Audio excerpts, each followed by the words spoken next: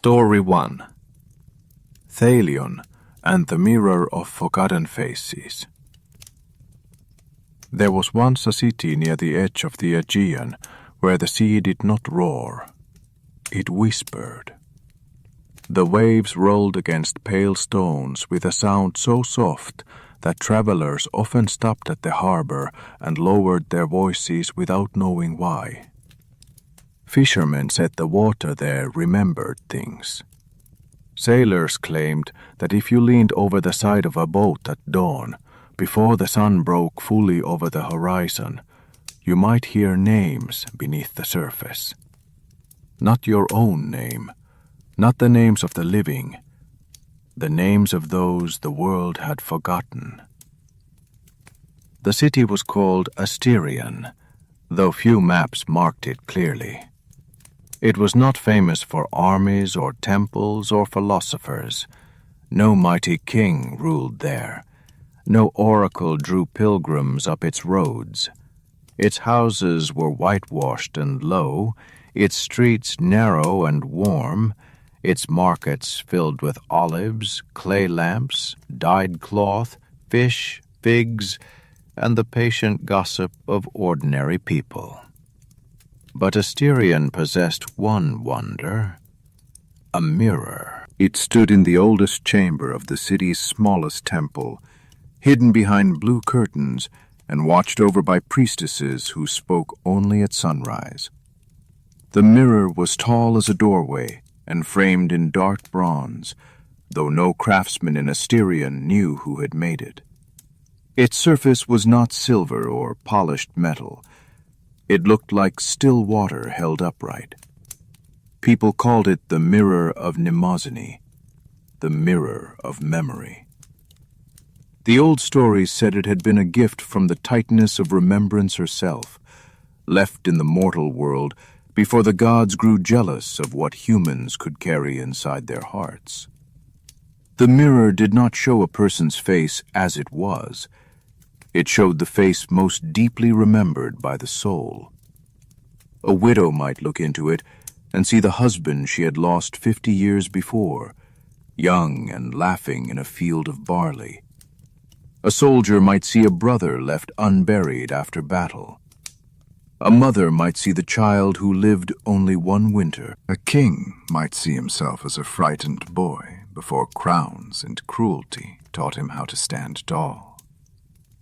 For some, the mirror brought comfort. For others, ruin. Because memory is not always gentle. Still, people came. They crossed hills, rivers, and sea roads to stand before the mirror for one breath of impossible truth. They brought offerings of honey, oil, flowers, and small carved birds. Some left smiling through tears. Some left unable to speak. Some covered their faces and never returned to the temple again. The priestesses warned every visitor before they entered. The mirror does not lie, they said, but truth is not the same as mercy. Most believed they understood. Few did. In that city lived a young painter named Thalion. He was not rich, but his hands had become known in every quarter of Asterion. He painted fishing boats with eyes on their prows, wedding cups with vines curling around the rim, nursery walls with dolphins, stars, and gentle beasts. He painted small portraits for families who wanted to remember the faces of their dead before memory softened them into blur. That was his gift. He could catch a face before time took it. Not perfectly, perhaps. No mortal hand could do that. But close enough that mothers wept when he finished. Close enough that widowers touched the painted cheek of a lost wife and whispered thanks, as though speaking to someone alive. Thalion was patient with sorrow. He had learned patience early. His own mother had died when he was young, and though he remembered the shape of her voice, he no longer remembered the exact shape of her face. This haunted him more than he admitted. He could paint strangers from memory after seeing them once in a market. He could paint old men as they had looked in youth after listening to their stories. He could paint grief, pride, laughter, arrogance, hunger, tenderness. But he could not paint his mother. Whenever he tried, the eyes were wrong, or the mouth, or the soft turn of the cheek. The face would almost appear, and then vanish beneath his brush. His father, a quiet potter with clay permanently caught beneath his fingernails, once found him awake before dawn, scraping another failed portrait from a wooden panel. "You were very young," his father said gently. Thalion did not look up. "I remember her." "You remember loving her. That should be enough." His father said nothing for a while. Then he placed one hand on his son's shoulder. "Sometimes love remains after the face is gone." Thalion hated that answer, because it sounded wise and did not help. So he worked. He painted for others. He gave them back what time had tried to steal. He watched their faces break open with gratitude. And each time, something small and bitter moved inside him. Why could he return the dead to everyone, except himself? For years, he refused to visit the mirror. The temple was only 3 streets from his workshop. He passed it often. He saw the blue curtains shifting in the sea wind. He saw pilgrims entering with trembling hands and leaving changed. He knew what the mirror could show him. That was precisely why he stayed away. He told himself that art earned memory honestly, through labor and discipline. The mirror was too easy, too divine, too dangerous. If he saw his mother's face there, would the memory become his? Or would he only become hungry for a truth he could never possess without bronze and magic? But longing has patience. It waits beneath work. It waits beneath pride. It waits until a person is tired enough to mistake surrender for choice. One winter evening, after painting the portrait of a dying woman for her children, Thalion returned to his workshop and found himself unable to clean his brushes.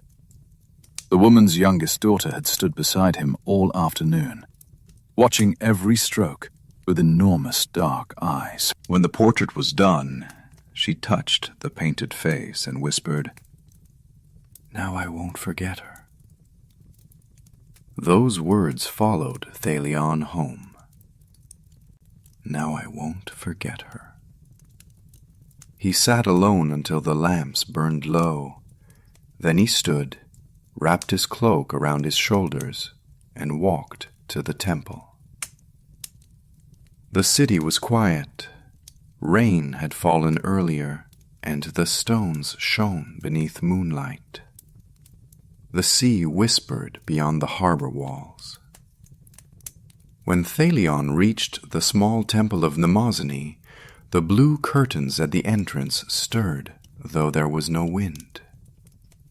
Inside, the air smelled of myrrh, salt, and old flowers. A priestess waited near the inner chamber. She was older than he expected, with silver hair braided down her back and eyes pale as morning fog. "You have painted many remembered faces," she said. Thalion stopped. "I have, but not the one you seek." His throat tightened. "No." The priestess studied him for a long moment. "The mirror does not give memory. It reveals hunger." I only want to see her. That is what everyone says. Still, she stepped aside. Thalion entered. The chamber was small, lit by a single oil lamp. The mirror stood behind a thin veil of blue cloth. Up close, it seemed less like an object than a doorway filled with dark water. Its bronze frame was carved with tiny figures, mothers holding children, soldiers reaching toward fallen friends, old women touching empty chairs, lovers turning away from each other, because the story had already ended. The priestess pulled back the veil. "Look only as long as you can bear," she said. Then she left him alone. Thalion stood before the mirror. At first, he saw nothing, only darkness. Then the surface trembled. A face began to form, not sharply, not all at once. It rose like something seen through deep water. A woman, young, dark hair loosely pinned, a small scar near one eyebrow, eyes warm with exhaustion and laughter, a mouth that looked as though it had once sung while working. She was not grand, not divine. Not perfect in the way painters were taught to make women perfect. She was real. Thalion forgot to breathe. "Mother," he whispered. The face in the mirror did not answer. It only looked at him. And in that gaze, the years folded inward. He was a child again, standing in a sunlit doorway while she kneaded bread. He remembered the smell of flour on her wrists. He remembered her humming when she thought no one listened. He remembered falling asleep against her lap while rain touched the roof. The memories arrived not as thoughts, but as warmth. Thalion reached toward the glass. The mirror rippled before his fingers touched it. Then the image changed. His mother's face faded. Another appeared, an old fisherman from the western docks. Then a girl who had died during a fever season. Then a soldier with half his face shadowed by a helmet. Then a woman Thalion had painted only once, years earlier, after she vanished at sea. Faces came faster, dozens, hundreds. Some he knew, some he had only glimpsed in streets. Some must have belonged to people dead long before his birth. Their eyes opened in the mirror, one after another, all silent, all waiting. Thalion stumbled back. The priestess entered at once, as if she had heard the movement through the walls. "It is enough," she said. But Thalion could not look away. "They are all there." "Yes." "Everyone?" "Not everyone. Only those memory refuses to release."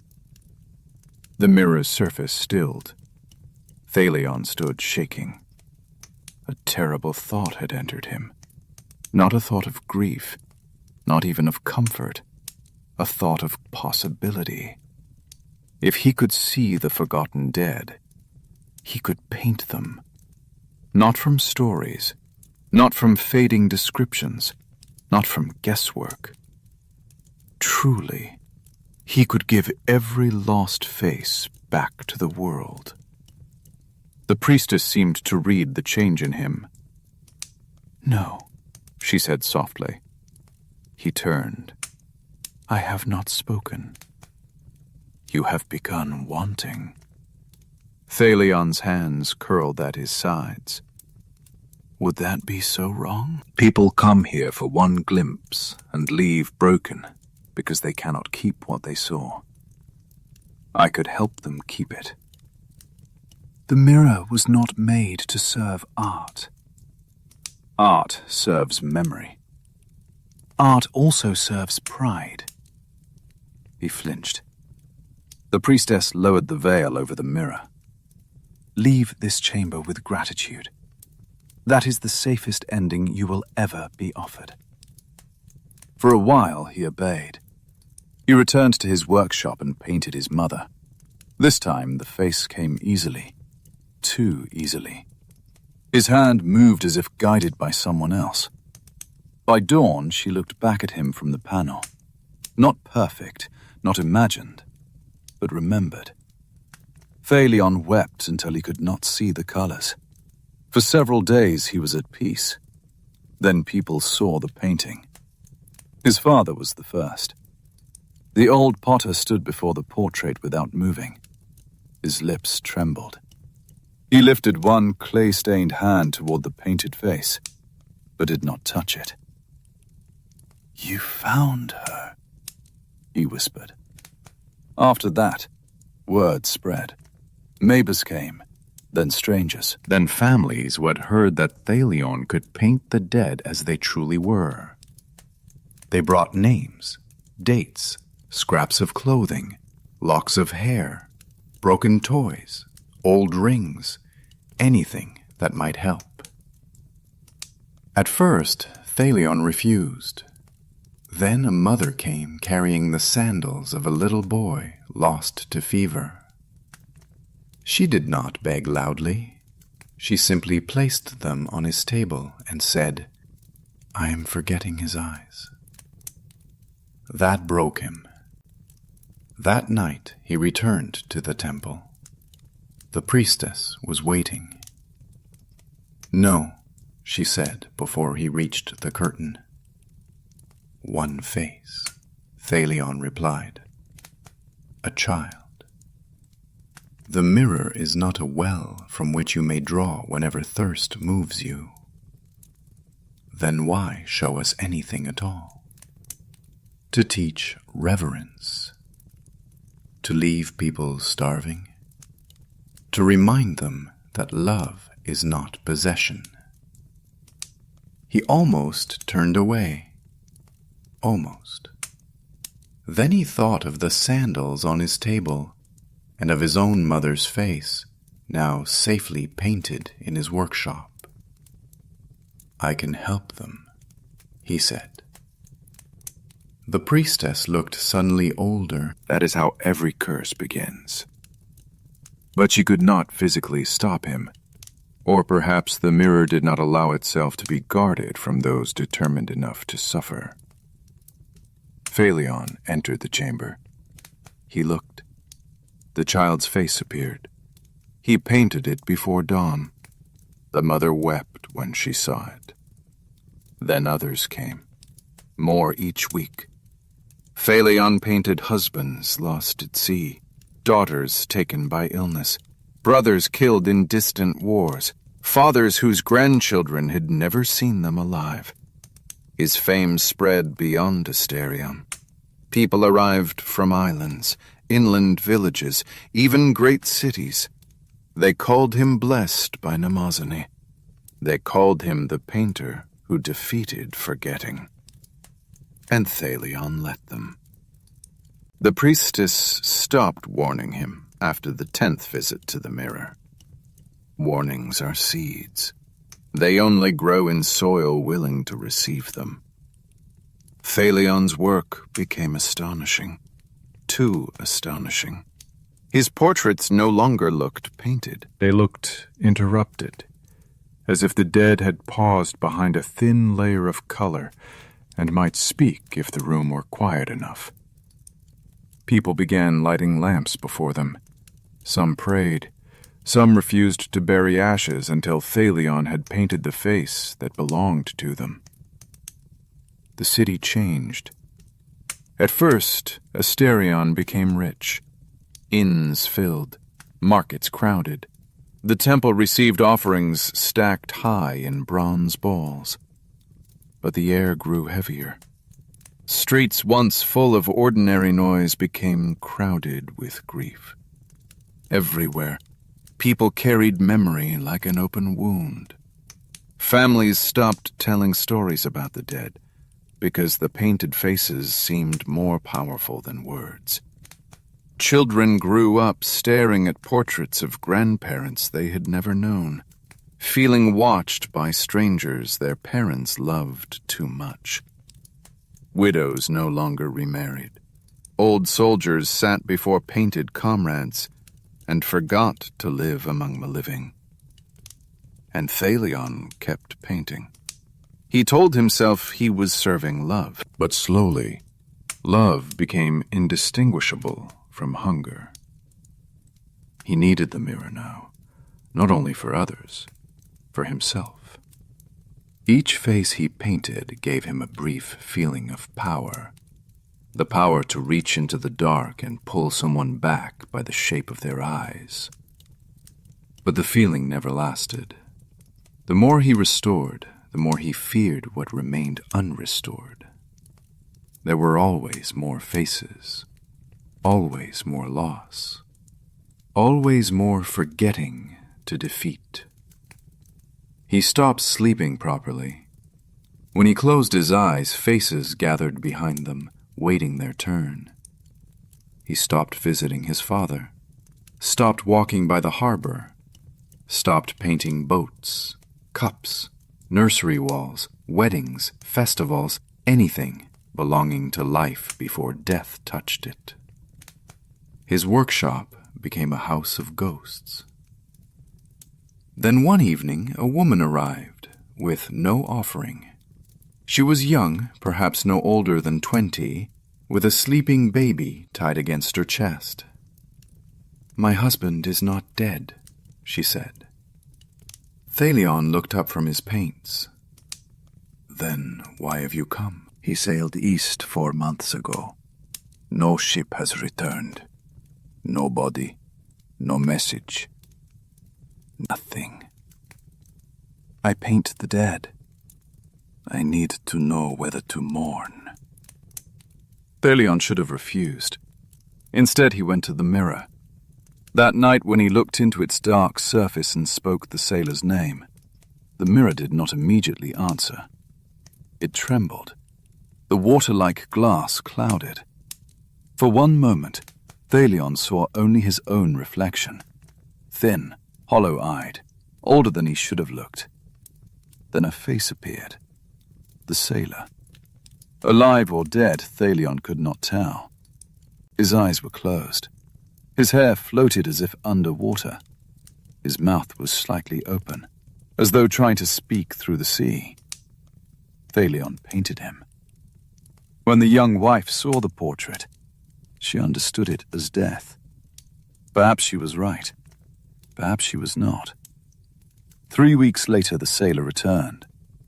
He walked into Asterion sunburned, starved, and very much alive, after surviving on a foreign shore. But he returned to a house already turned into a shrine his wife had mourned in.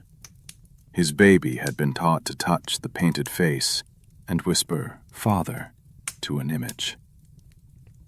The living man stood before his own portrait and began to shake. The city heard. Fear spread quickly. If the mirror could show the living as if dead, what else had Thalion stolen? What had he misunderstood?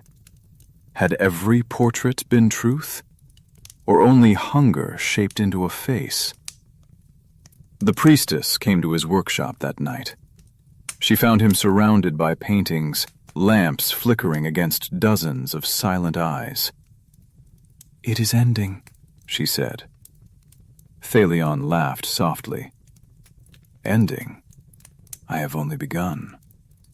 You have turned memory into a prison. I gave them back what they lost. No. You taught them to stare backward until they could no longer walk."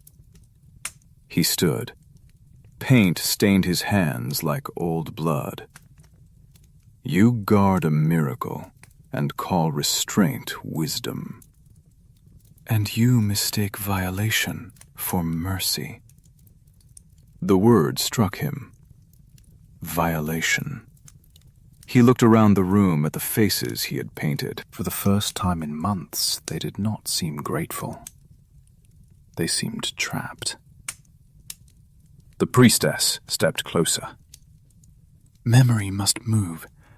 It must soften, change, become story, become silence, become part of the living. You have frozen it at the moment of hunger. Thalion wanted to deny her, but the portraits watched. All of them watched.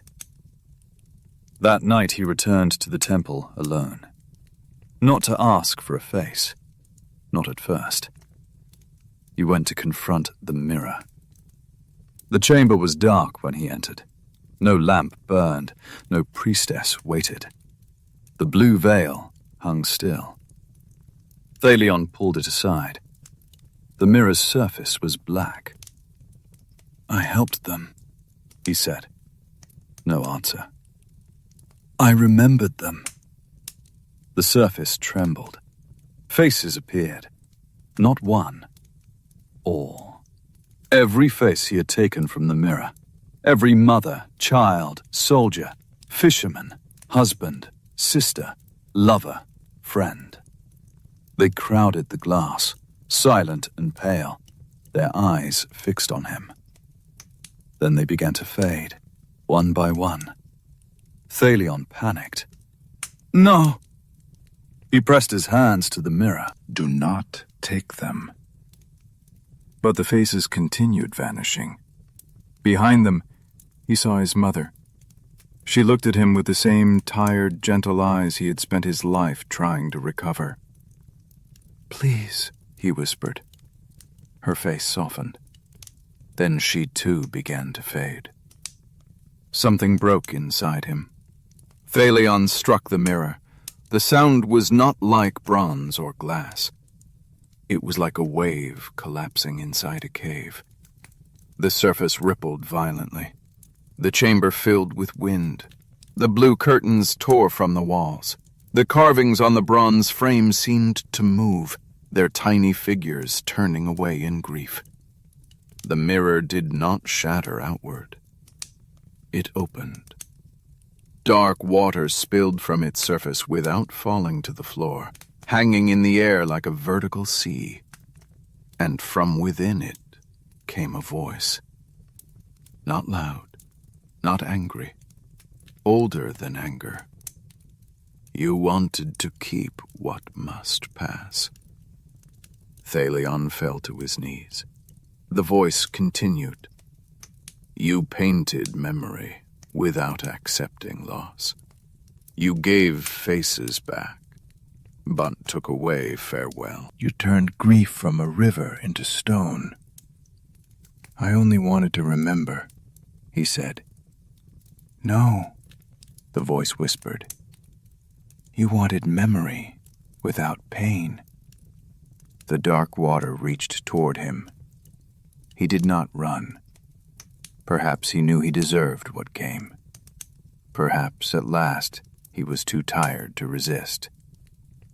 The water touched his hands first. His fingers became cold, then clear.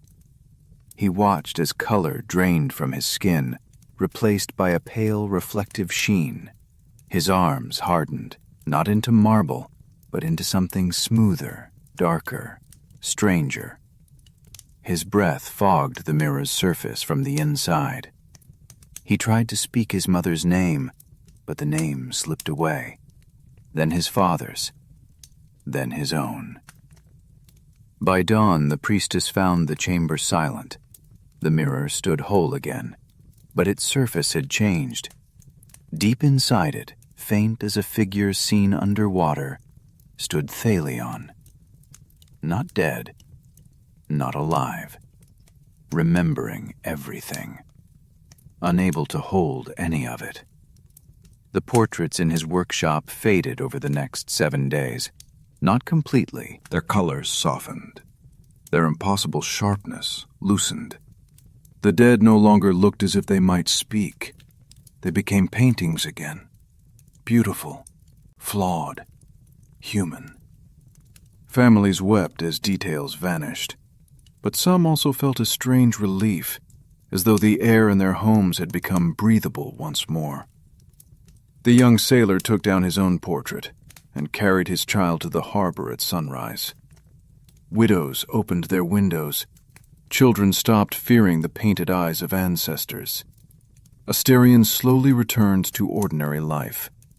The market grew noisy again. Fishermen shouted over prices. Bakers burned loaves and cursed. Lovers argued in doorways. Babies cried. Old men exaggerated stories. The sea whispered, as it always had. The priestesses closed the mirror chamber for a year. When it reopened, the warning changed. They still told visitors that the mirror did not lie.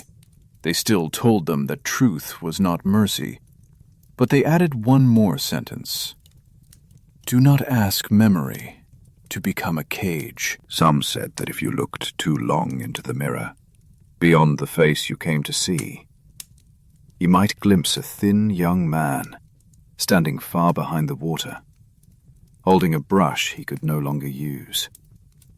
His eyes would be full of recognition, then confusion, then sorrow, because every memory returned to him only for a moment before dissolving again. Others said Thalion became the mirror's new guardian, a soul trapped between remembrance and forgetting, guiding the images gently so no visitor saw more than they could survive. His father visited once before he died. The priestess tried to dissuade him, but the old potter insisted. He stood before the mirror for a long time. No one knows what he saw. His lost wife, perhaps. His son as a child. Or Thalion as he had been, before longing hollowed him out. When the old man left the chamber, he was crying. But he was smiling too. He remembers enough, he said. Then he went home, shaped one final clay lamp, and placed it at the temple door. Years passed. Asterion remained small. Its city walls cracked, its harbor filled with new ships and then older ones. Empires rose inland and fell again. The names of kings changed. The names of wars changed. But the mirror remained. And so did the whisper around it. That memory is sacred because it fades. That love is not proven by holding every detail forever. That sometimes the face disappears, but the warmth remains. And if you ever stand before still water at dawn, when the world is quiet and the sea has not yet chosen its color, you may see a face you thought you had lost. Do not reach too quickly. Do not demand that it stay. Only look. Only thank it. Only let the water move again. Because memory, like the sea, is meant to return and withdraw. And the heart survives not by keeping every face unchanged, but by learning to love what remains after the image fades. Story 2. Lysandra and the Garden Beneath the Stars. There was once a mountain village where no one planted flowers, not because the soil was poor, not because the people disliked beauty, but because nothing delicate survived there. The village stood high above the valleys, where the wind came down from the peaks, sharp and restless. Winters arrived early and left late. Spring was brief. Summer was dry. Even the olive trees grew twisted and stubborn, their roots gripping the rocky earth as if holding on out of spite. The people of the village were practical. They planted barley, lentils, onions, and bitter herbs. They kept goats. They mended roofs before storms. They stored grain in clay jars and counted every handful. Beauty was admired, perhaps, but never trusted. A flower was lovely for a day, and then it died. A field of barley, at least, could keep a family alive. So no one planted flowers. No one except Lysandra. She lived in a small house near the edge of the village, where the land dropped into a narrow valley full of stones and thorn bushes. Her father had been a farmer. Her mother had been a weaver.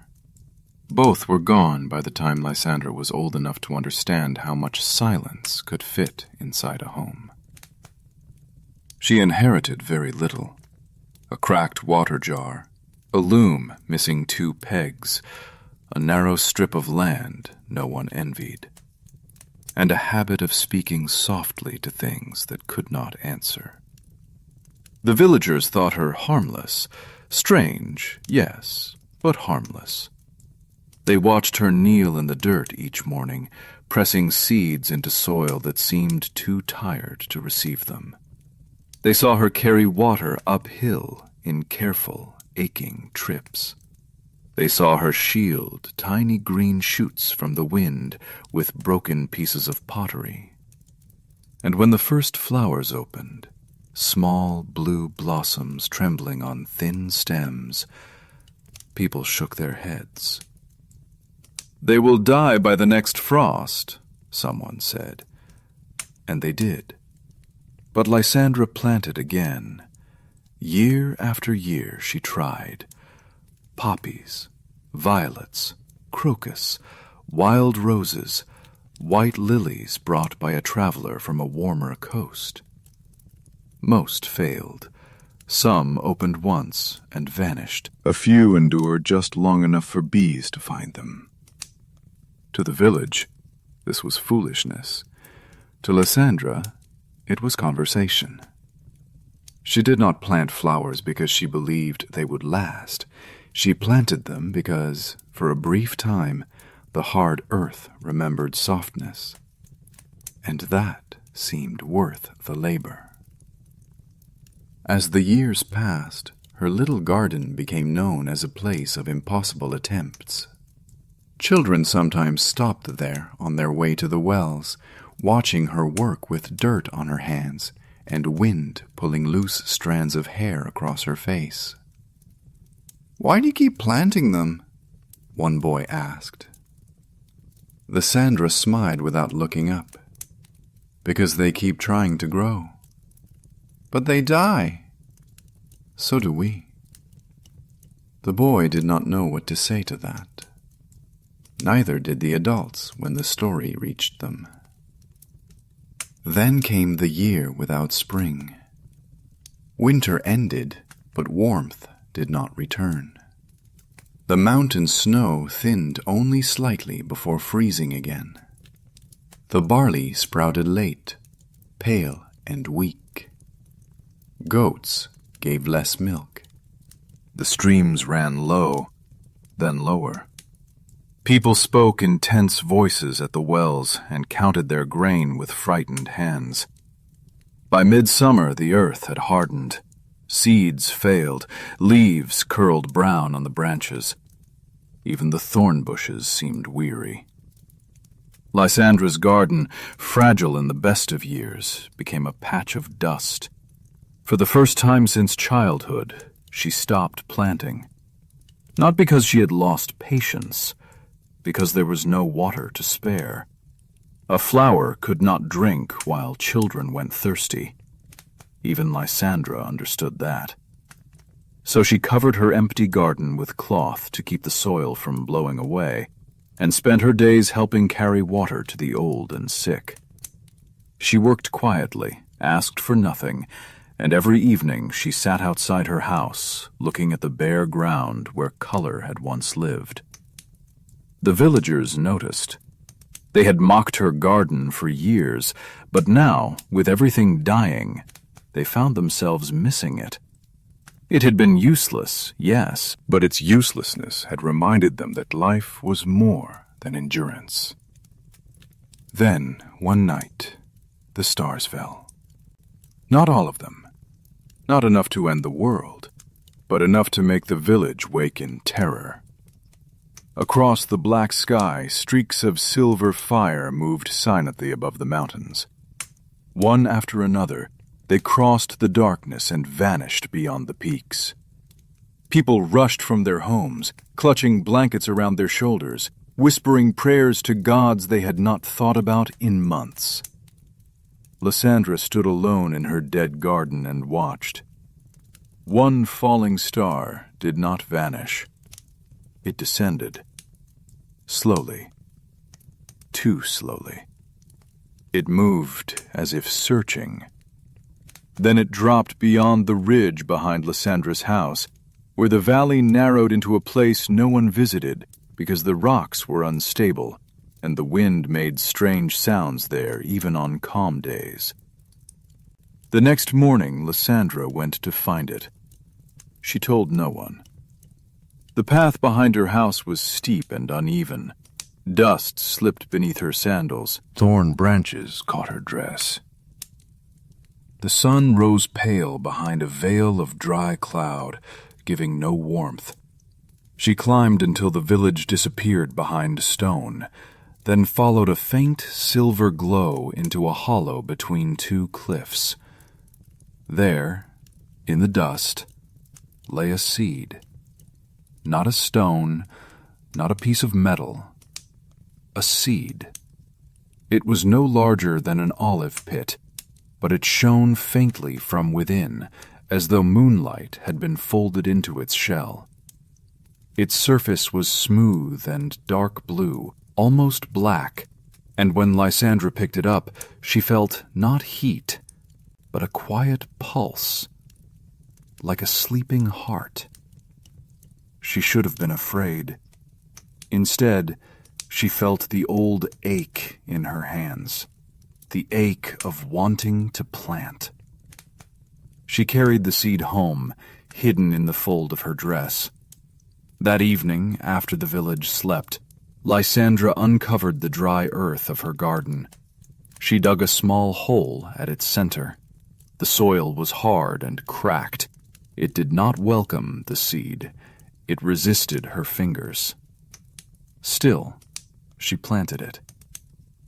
Then she took the last water from her own jar and poured it over the ground. The water disappeared instantly. Nothing happened.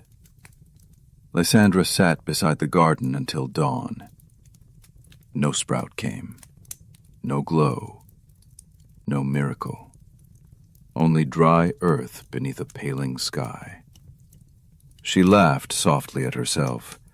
Then, because there was work to do, she rose and went to the well.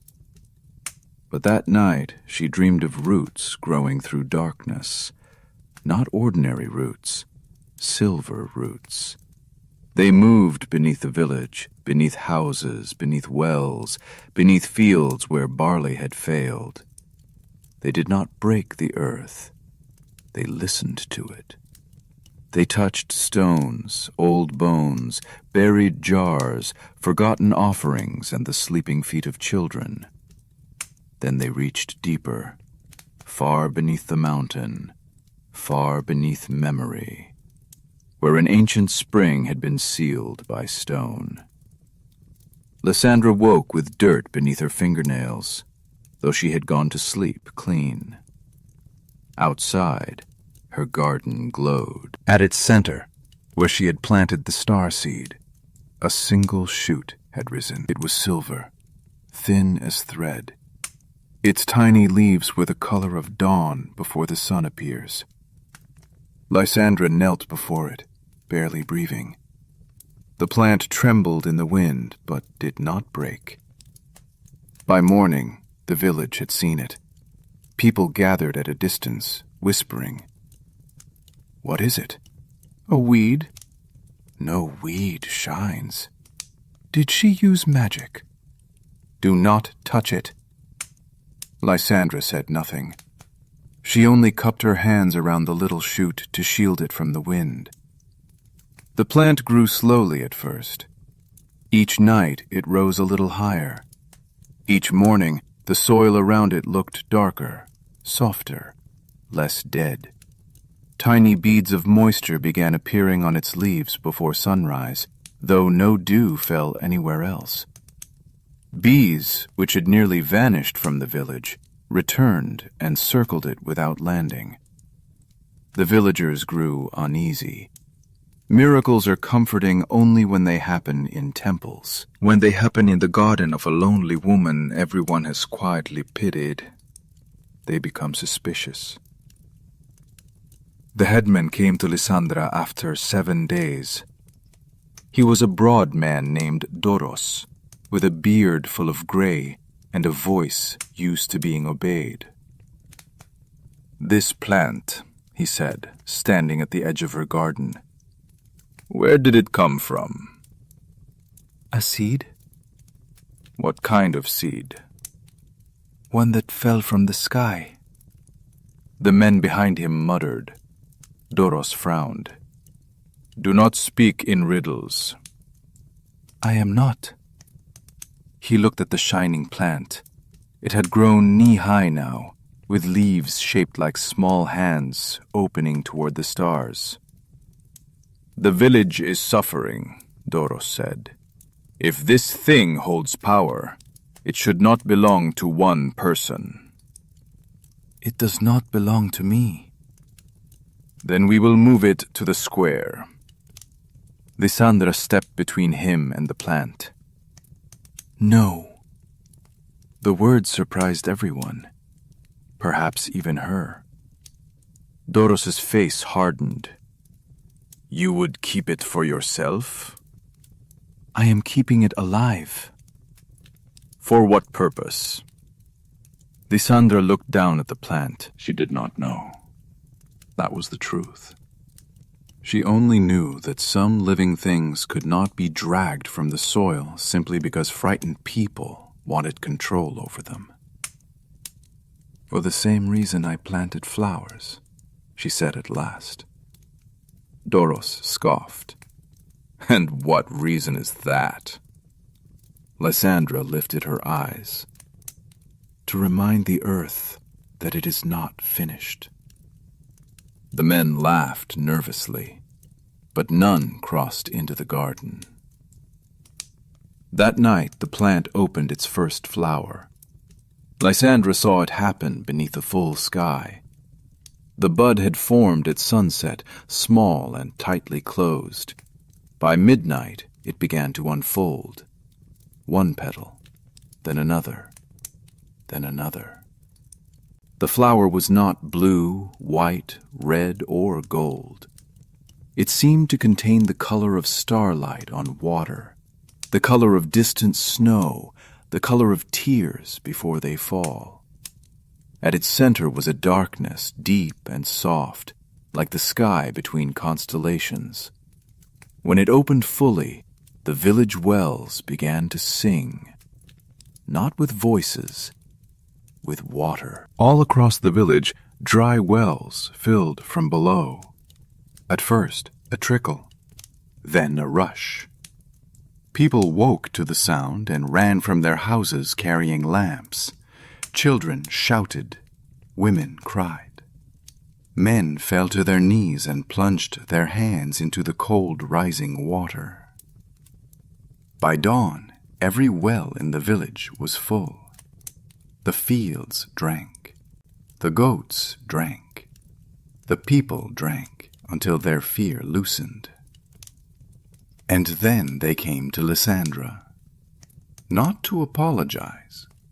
Not yet. Gratitude often arrives disguised as ownership. Doros came with the priests.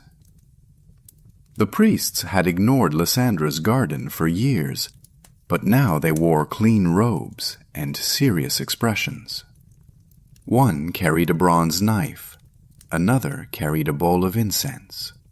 A third held a scroll already prepared with sacred words. "This is a gift of the gods," the eldest priest declared. Lysandra stood beside the starflower. Perhaps. It must be consecrated. It is already alive. It must be named. It may already have a name. It must be protected. At that, Lysandra almost laughed. Protected from whom? The priest did not answer. Doros did. From misuse. The meaning was clear. From her. They wanted the plant moved, guarded, measured, made official. They wanted rules around it, rituals above it, ownership beneath it. They wanted to turn wonder into property before it could embarrass them. Lysandra refused. The village divided. Some sided with her, quietly at first. The children who had once watched her plant flowers stood near her fence. Old women who remembered losing babies in winter brought scraps of cloth and tied them to the branches of the dry olive tree beside her garden. A shepherd whose goats had survived because of the returned water left a bowl of milk near her door. Others grew angry. They said no one woman should hold the source of the village's survival. They said the plant might withhold water if not honored properly. They said Lysandra had bewitched it. They said the gods would punish them if they allowed a lonely gardener to stand between them and divine favor. Lysandra listened to all of it, and each night she sat beside the starflower. It grew taller now, almost as tall as she was. Its stem remained silver, but its leaves deepened to green. More flowers opened along its branches, each one glowing faintly after dusk. The garden around it changed too. Seeds that Lysandra had planted years before, seeds she thought long dead, began to wake. Blue blossoms returned, then violets, then wild roses, then white lilies, impossible in the mountain soil. Her dead garden became a small pool of color in a starving world. And beneath the village, the water continued to flow. But miracles demand a cost. Lysandra began to fade. At first, no one noticed. She had always been quiet, always thin from work. But her hands became paler. Her hair, once dark, took on a faint silver at the temples. When she walked, flowers turned toward her as if toward light. Dew appeared where her feet touched the ground. The starflower was not feeding on her exactly. It was answering her.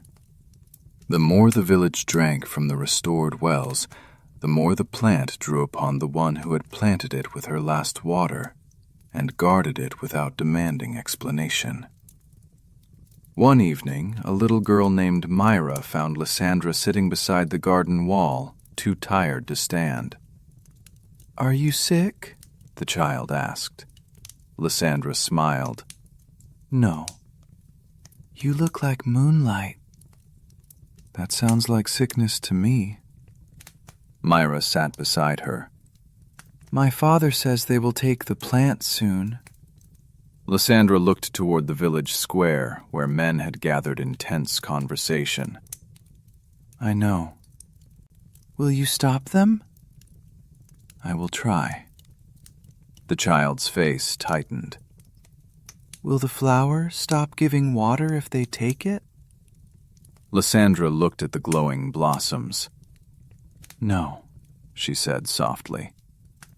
"I think it will give what it can, until it dies." Myra thought about this. "Like you?"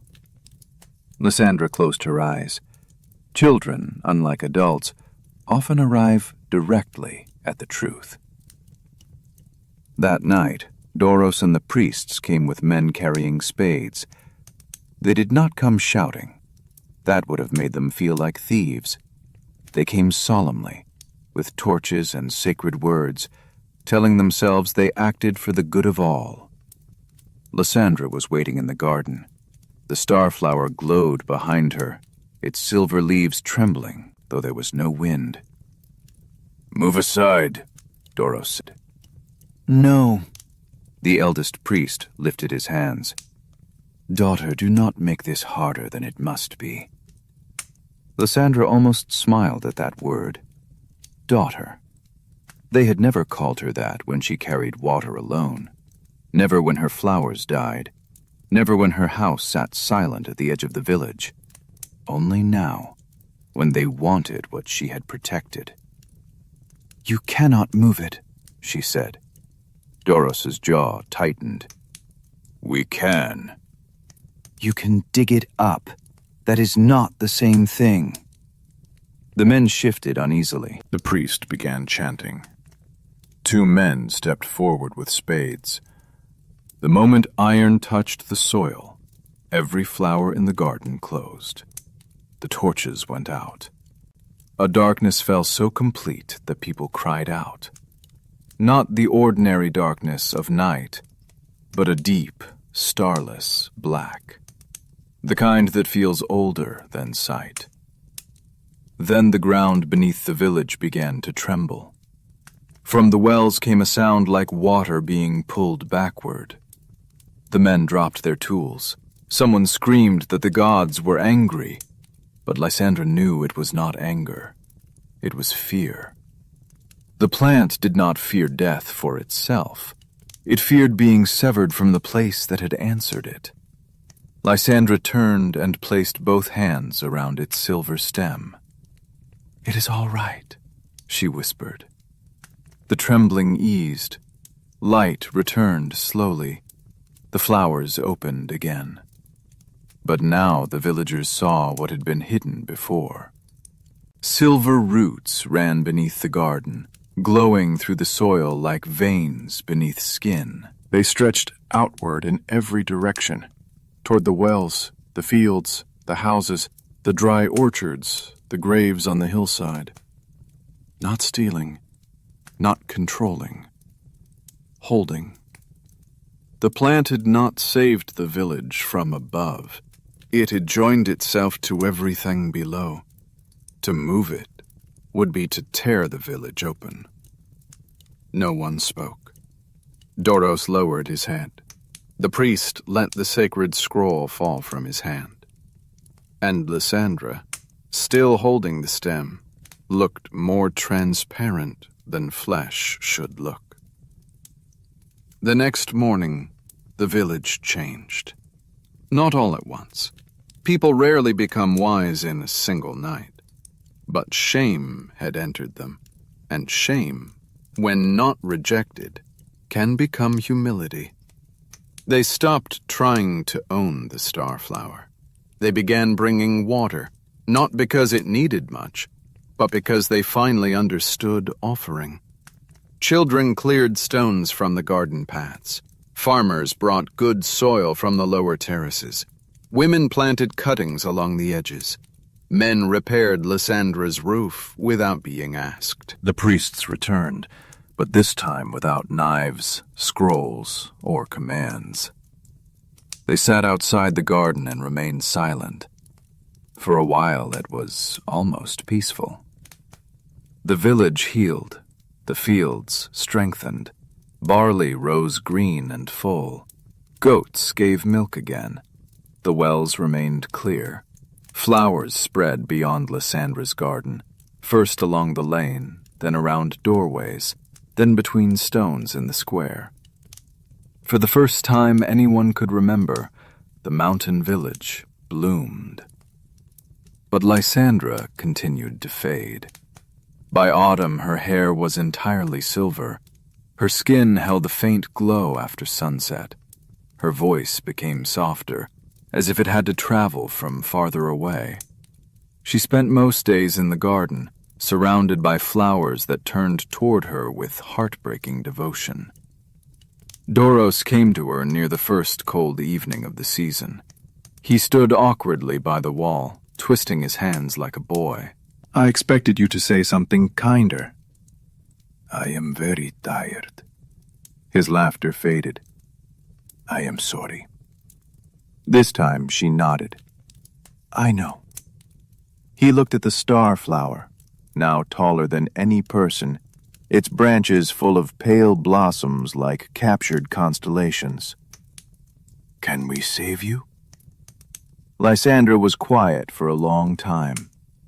Then she said, You can remember how to care for what does not belong to you. Doros wept, not loudly, not dramatically, but enough that Lysandra looked away to give him privacy. The first frost came late that year. When it finally arrived, it silvered the rooftops and whitened the fields, but the flowers did not die. They folded into themselves, sleeping rather than withering. The wells remained unfrozen. The village fires burned steadily. Children ran through streets where petals lay like small pieces of dawn. On the night of the winter solstice, Lysandra walked into the garden alone. The stars above were bright, brighter than anyone remembered. The star flower opened every blossom at once. Light filled the village, soft and silver, slipping through shutters, touching sleeping faces, waking no one harshly. Dogs lifted their heads and did not bark. Goats stirred in their pens. The wells glowed from within. Lysandra stood at the center of the garden and placed one hand against the plant. "You have done enough," she whispered. The plant trembled. A wind moved down from the mountain, but it was gentle. For the first time in her life, Lysandra felt no loneliness. She felt the roots beneath her, the wells, the fields, the flowers, the sleeping village, the bones of her parents in the hillside earth, the deep spring below stone, the stars above, all of it connected, all of it breathing. By dawn, Lysandra was gone. Where she had stood, a new tree had grown. Its trunk was pale silver, smooth as moonlit water. Its branches curved low over the garden, sheltering the flowers beneath. Instead of fruit, small, star-shaped blossoms hung from it year-round, glowing faintly at night. Its roots wrapped gently around the base of the star flower, not trapping it, but keeping it company. The village found it in silence.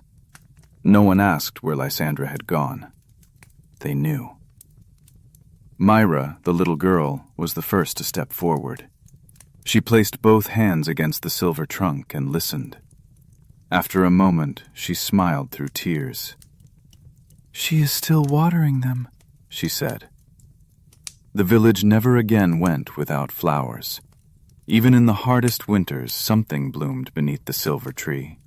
Sometimes only one violet, sometimes a cluster of tiny white blossoms near the wall, sometimes a rose opening impossibly beneath snow. Travelers came to see the garden beneath the stars. Some wanted miracles, some wanted water, some wanted proof that the stories were true. The villagers told them the same thing each time.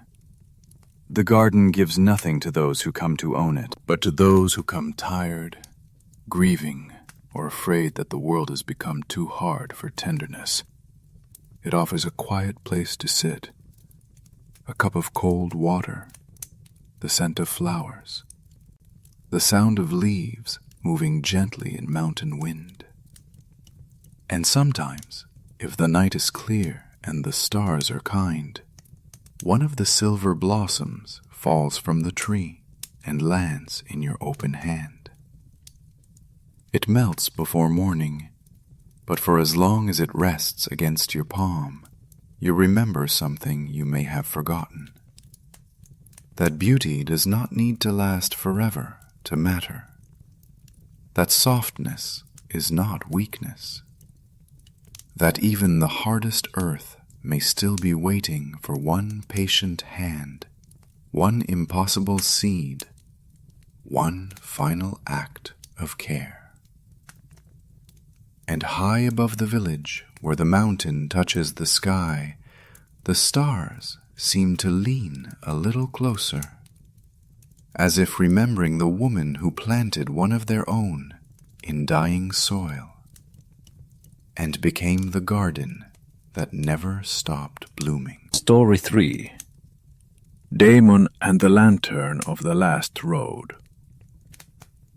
There was once a road in Greece that no mapmaker could draw correctly. Some said it began outside Thebes, where the dust turned pale beneath the moon. Others claimed it started near Argos, between two olive trees that never bore fruit. Shepherds in the mountains swore it appeared only in winter, when fog moved low across the ground and the living walked too close to the thoughts of the dead. The road had no official name. No city maintained it. No soldiers guarded it. No merchants used it willingly, but everyone had heard of it. They called it the Last Road.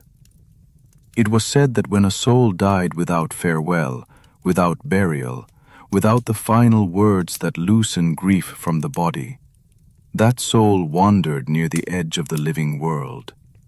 Not fully gone, not truly present. A shadow caught between memory and silence.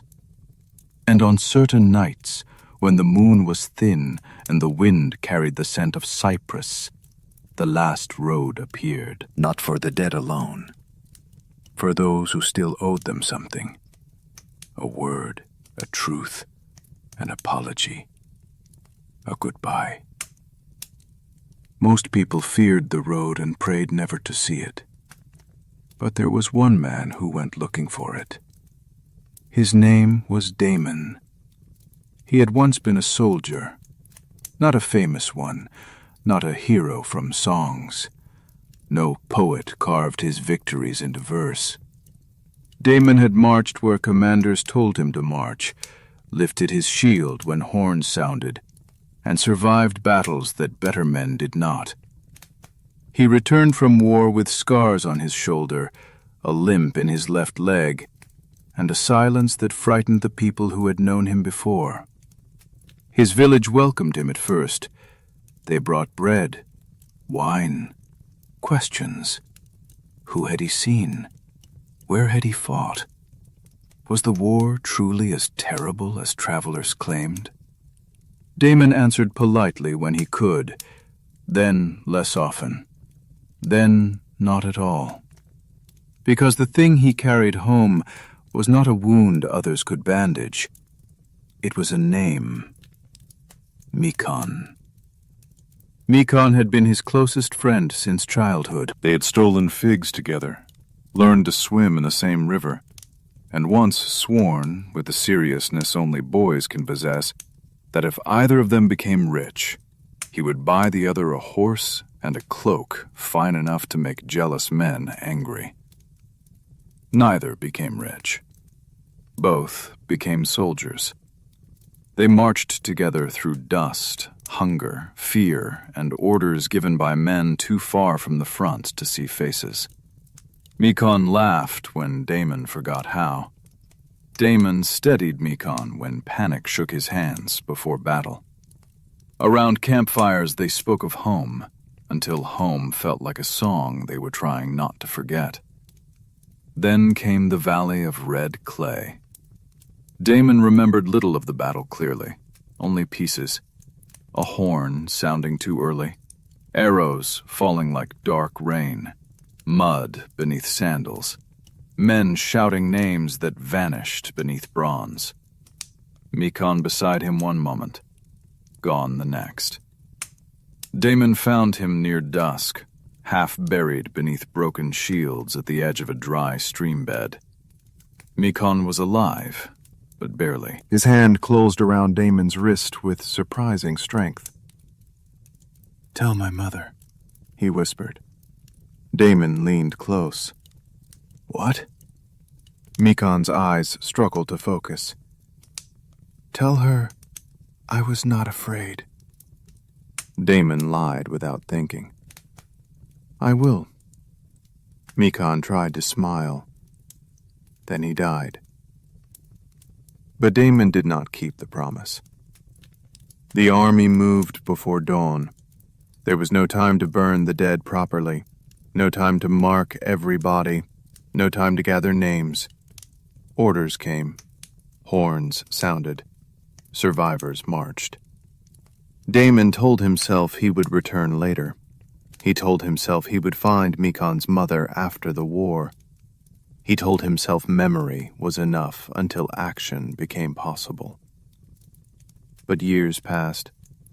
The war ended. Damon returned home, and shame returned with him. He knew where Mikan's mother lived, only 3 villages away. He could have walked there in a single morning. He could have carried the message. He could have said the words, "Your son remembered you. Your son asked for you. Your son wanted you to know he was brave." But Damon did not go. At first, because the wound was too fresh. Then, because too much time had passed.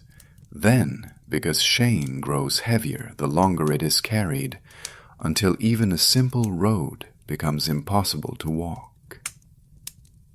So Mikan's mother died, never knowing. That was the truth Damon could not bury. When he heard of the last road, he was already an old man. His hair had gone white at the temples. His limp had worsened. His hands shook slightly when winter settled into his bones. He lived alone in the house his parents had left him, with a fig tree outside and a hearth that smoked badly in rain. The village children avoided him, not because he was cruel, but because grief had made him seem half elsewhere. Adults greeted him with respect and pity. He repaired tools when asked. He shared wine during festivals. He helped mend walls after storms, but no one truly knew him. Not anymore. One evening, a traveler came through the village selling charms, bone needles, and little bronze bells said to frighten away bad dreams. He was a thin man with bright eyes and a voice made for stories. Near the hearth of the inn, he told of a widow who had followed the last road and spoken one final time to the husband who drowned at sea. He spoke of a daughter who found the road in fog and returned with her dead father's blessing. He spoke of a murderer who saw the road and ran from it until his heart failed. Damon listened from the corner. "Can a man find it on purpose?" he asked. The inn grew quiet. The traveler looked at him. "Many have tried." "That is not an answer." "No," the traveler said. "Most who seek it do not find it. The road appears when the dead are ready to be heard, and the living are ready to hear them." Damon stared into his cup. "And if the living are too late?" The traveler's expression softened. "Then they must walk farther." That night, Damon did not sleep. Before dawn, he took an old cloak, a staff, a small knife, bread wrapped in cloth, and the bronze lamp that had belonged to his mother. He cleaned the lamp carefully, filled it with oil, and lit it from his hearth. Then he left. No one saw him go except a boy carrying water from the well, and the boy later said Damon looked less like a man beginning a journey than one answering a summons. He walked first to Mikan's village. The house where Mikan's mother had lived was still there, though strangers occupied it now. The fig tree outside had been cut down. New children played in the dust. No one remembered her voice. One old woman remembered her name, but only after thinking for a long while. "She waited for news," the woman said. "For years. Then she stopped asking." Damon thanked her and left before she could ask why his face had changed. From there, he walked toward the valley of red clay. The journey took days. His old leg hurt. Rain soaked his cloak. Twice he lost the road and had to sleep beneath the trees. At night, he lit his mother's lamp and whispered Mikan's name into the flame. Nothing answered. Still, he walked. When he reached the battlefield, he almost did not recognize it. Grass had grown over the red earth. Wildflowers covered the slope where arrows had fallen. The dry stream bed had shifted after years of rain. No shields remained. No bones showed. The land had healed in the careless way land heals, covering horror with green. Damon stood there until sunset. "I came back," he said. The wind moved through the grass. "I came back too late." No road appeared, only the ordinary path behind him and the darkening valley ahead. Damon sank to his knees. For the first time in many years, he wept aloud. Not like a soldier, not quietly. Like a boy who had lost his friend and spent a lifetime pretending survival was the same as forgiveness. When night fell, his lamp was still burning. Its flame leaned suddenly toward the valley. Damon froze. There was no wind. The grass ahead parted. A narrow path appeared where no path had been, pale beneath the moon, lined with cypress trees that had not stood there moments before. The last road. Damon rose slowly. His body trembled, but not from age. He lifted the lamp and stepped forward. The moment his foot touched the pale road, the battlefield vanished behind him. There was no sudden thunder, no flash of divine power. The world simply became quieter. The stars dimmed. The air grew cool and still. The cypress trees on either side of the road stood tall and black, their branches unmoving. Damon walked. At first he heard only his own footsteps and the soft hiss of the lamp flame. Then voices began. Not close, not clear. Murmurs from beyond the trees. A woman singing a cradle song. A man laughing once, then falling silent. Someone calling for water. Someone asking where the ships had gone. Damon kept his eyes on the road. The traveler had warned that the last road showed the living what they brought with them. Regret could take shapes there. Guilt could speak with familiar voices. Fear could wear beloved faces. He walked until the road widened. Ahead stood a stone bridge over a river black as polished obsidian. The water made no sound. On the far side of the bridge, many lamps burned in the distance, small and golden, like a village seen across a valley at night. At the center of the bridge stood a woman. She wore a dark veil. Her hands were folded before her. Though she appeared neither young nor old, Damon knew at once that she was not mortal. "Who are you?" he asked. "A keeper of crossings," she replied. "Are you Persephone?" The woman smiled faintly. "No, she is kinder than I am." Damon swallowed. "I seek Mikon, son of Theano." "You seek a friend." "I seek to keep a promise." "A promise broken." The words were not cruel, but they struck him harder than cruelty would have. "Yes," Damon said. The keeper looked at the lamp in his hand. "That flame is from your home. My mother's lamp. No. From your hearth. From the life you continue to live. Damon said nothing. To cross, you must pay with what kept you from coming sooner. I have no coin. The dead have little use for coin. What do you ask?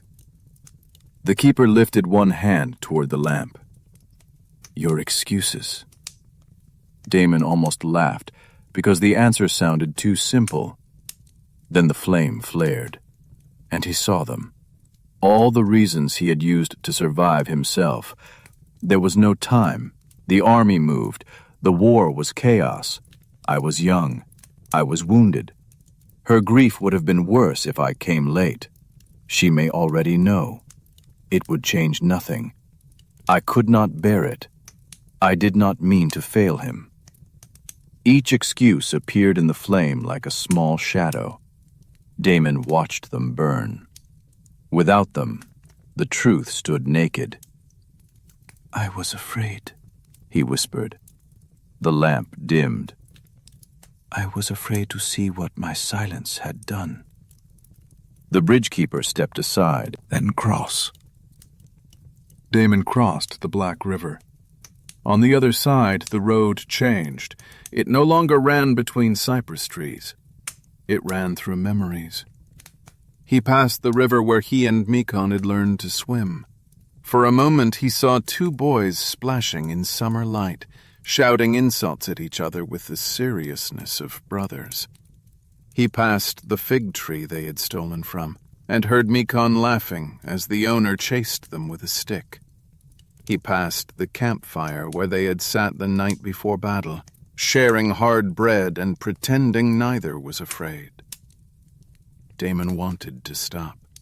The memories were warmer than the road, but the lamp pulled him onward. At last he came to the valley again, not as it was now, covered in grass, as it had been. Red clay, broken shields, smoke low over the ground, the smell of bronze, dust, and rain. Damon's knees nearly failed. And there, beside the dry stream bed, stood Mekon. Not as an old man, because he had never become one. He was young, mud-streaked, tired. His cloak torn. His eyes the same as Damon remembered and had tried not to remember. For a long moment, neither spoke. Then Mekon smiled. You took your time. Damon broke. He covered his face with one hand, still clutching the lamp in the other. I failed you. Mekon's smile faded, but his eyes remained gentle. Yes. The honesty hurt. Damon nodded because he deserved it. I should have gone to her. Yes. I should have told her. Yes. I was afraid. I know. Damon looked up. Mekon stepped closer. She waited. The words struck like a blade. I know. No, Mekon said softly. You imagine you know. That is not the same. The valley darkened around them, and Damon saw Theano, Mekon's mother, sitting outside her door year after year. He saw her look toward the road when strangers came. He saw her ask soldiers for news until their pity became unbearable. He saw her grow quiet. He saw the day she stopped asking. He saw her touch Mekon's old cloak before sleep. He saw her die with his name still unfinished in her mouth.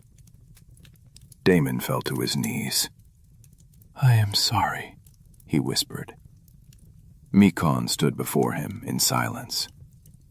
I am sorry, Damon said again, louder. I should have carried your words. I should have carried you home.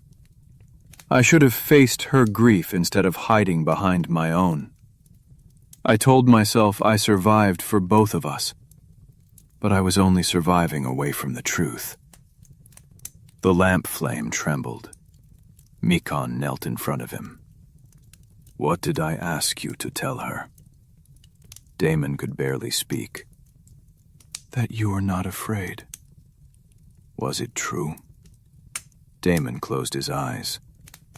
For years he had clung to that lie, and to the lie beneath it, that if Mikon wanted his mother comforted, truth did not matter.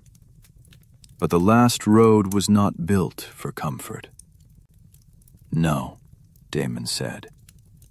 Mikon waited. Damon opened his eyes. You were afraid. We both were. Mikon's face softened. Yes. But you thought of her at the end. Yes. And that was braver than not being afraid. For the first time, Mikon's eyes filled with light. Not joy exactly. Release. Then tell her now, he said. Damon looked around the valley. She is dead. Mikon held out his hand. Then walk farther. The road appeared again, leading beyond the battlefield, beyond memory, toward the golden lamps in the distance. Damon understood then that he had not come only to find Mikon. He had come to carry a message across the place where excuses could not follow. They walked together. For a while they were boys again, then soldiers, then something quieter. Damon's limp no longer hurt. The lamp burned steady. The road beneath their feet felt neither hard nor soft, but inevitable. At last, they reached a small house beside a field of pale grain. A woman stood in the doorway. Theano. She looked younger than Damon had last seen her, but older than Mikon remembered. Her face carried both waiting and the end of waiting.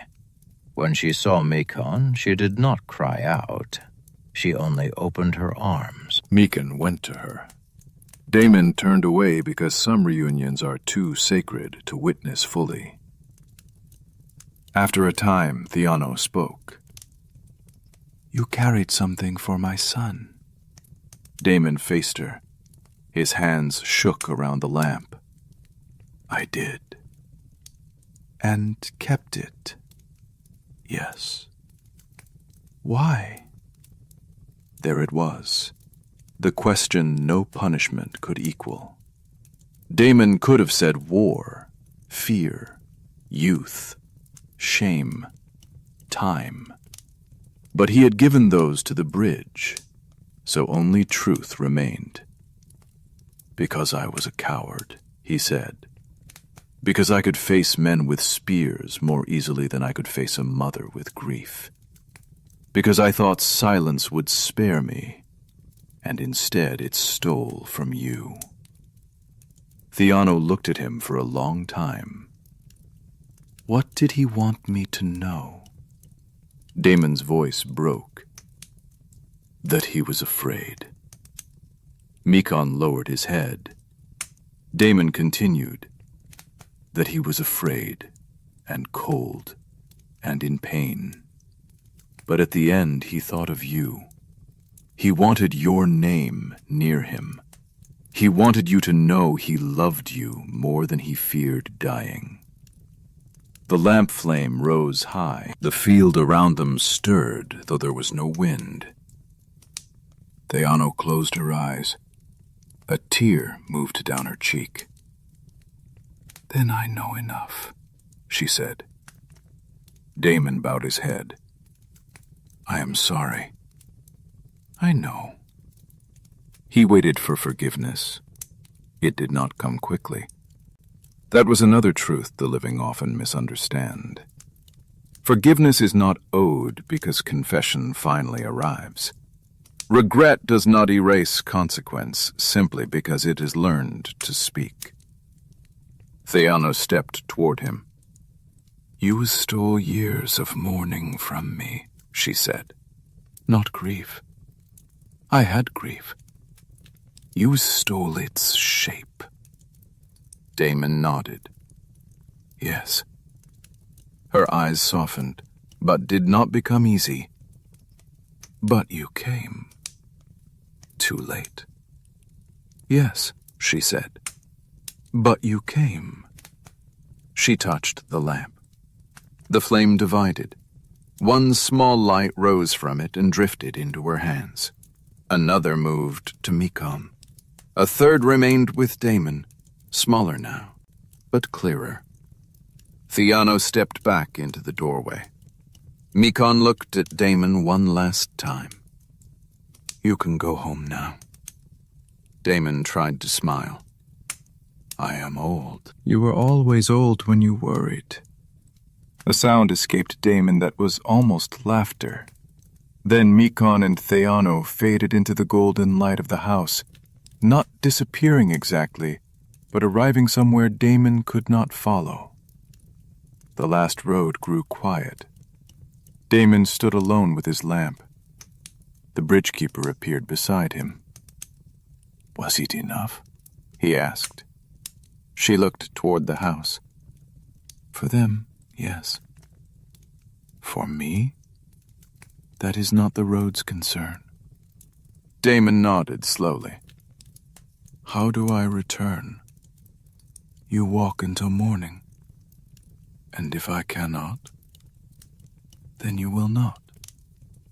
The answer did not frighten him as much as he expected. He began walking back. The road felt longer now. His limp returned. His shoulders ached. The lamp's flame was small but steady. He passed the battlefield again, though it no longer smelled of smoke. He crossed the Black River. The bridgekeeper was gone. The cypress trees thinned. Just before dawn, he reached the valley of red clay. The real one. Grass moved in the morning wind. Birds called from thorn bushes. The world had returned to itself. Damon collapsed beside the old stream bed. When he woke, the sun was high. His lamp had gone out, but inside it, where the oil had burned away, lay a small white flower. He carried it home. The journey back took longer than the journey out. He stopped often. He accepted help from strangers. When he finally reached his village, people stared as though he had returned from death, which in a sense, he had. Damon did not become cheerful after that. Old grief does not vanish because one road is walked. But he changed. He visited those who mourned. He sat with widows who had no news. He helped write names on stones. He told the truth when truth was all that remained to give. When young soldiers marched away, he spoke to them not of glory, but of promises. Do not make them lightly, he said, and if you make them, carry them before they grow heavier than your life. He planted the white flower beneath his fig tree. It bloomed only at night. Small, pale, almost invisible unless the moon touched it. People began calling it the farewell flower. Years later, when Damon died, the villagers found him sitting beneath that tree, his mother's bronze lamp beside him. His face was calm. The flower was open. Its petals glowed faintly in the dark. Some said Mykon had come for him. Others said Theano had. The children said they saw a pale road beyond the fig tree just before sunrise, lined with cypress and lit by small golden lamps. No one could prove it. But from then on, in that village and others nearby, people became careful with last words. Mothers said what they meant before sons marched away. Friends forgave smaller wounds before they grew roots. Soldiers carried messages written on scraps of cloth close to their hearts. And when someone died far from home, the living did not say, "It is too late." They walked. Because the last road, they learned, does not punish the late. It waits for the honest. And sometimes, on nights when the moon is thin and the wind smells faintly of cypress, an old bronze lamp can be seen moving along the hills where no traveler should be. A small flame, a slow step, a man still carrying words that should have been spoken long ago. Not because every sorrow can be repaired, not because every wound can close, but because even the dead deserve truth. And even the living, if they are brave enough to walk through shame, may find one final road toward peace. And so the stories fade, one by one, like embers settling beneath ash. The forge grows quiet. The moonlit lake becomes still. The final song slips back into the place between sleep and waking. The mirror darkens. The garden folds itself beneath the stars. The old roads, wells, orchards, tides, and shadowed houses return to silence. But silence, in the world of myth, is never truly empty. It is where the forgotten things wait. A name not spoken for centuries. A promise left unfinished. A prayer never sent. A song no waking mind can hold. A flame that refuses to die, even when the gods themselves turn away. Perhaps that is why these old stories still find us. Not because we believe every monster, every curse, every divine punishment exactly as it was told. Not because we expect to meet gods in forests, swans beneath the moon, or lost cities under the sea. But because somewhere inside each myth, there is something human enough to recognize. A fear of being forgotten, a longing to be seen, a gift that becomes dangerous when kept too tightly, a truth that waits patiently beneath beautiful lies, a love that changes shape but does not disappear, a light carried through darkness at great cost. The ancients gave these feelings names. They gave them wings, crowns, flames, shadows, rivers, stars, and voices. They placed them on mountains and beneath oceans. They hid them in gardens, mirrors, songs, and sleeping houses. And then they passed them down, not as answers, as lanterns, small lights held out against the dark. So now, as the night deepens and the world outside grows quieter, let the stories loosen their hold. Let the names drift softly away. Let the gods return to their distant halls, the heroes to their roads, the lost souls to their rest. You do not need to remember every detail, only the feeling. The warmth of a fire returning to a cold room. The silver stillness of moonlight on water. The ache of a melody almost remembered. The hush before dawn begins again. And maybe, somewhere beyond the edge of waking, you will hear it too. A hammer striking an anvil. A swan moving across a silent lake. A lyre playing one impossible note. A well whispering beneath stone. A sea breathing against the shore. Not loudly. Never loudly. Only enough to remind you that every story, even the saddest one, leaves behind a little light. So rest now. Let the myths keep watch. Let the old flames burn low. And if dreams come, may they be gentle. May they carry you through forgotten valleys, beneath patient stars, past sleeping shadows and quiet gods, until morning finds you softly, slowly, and with enough light to begin again.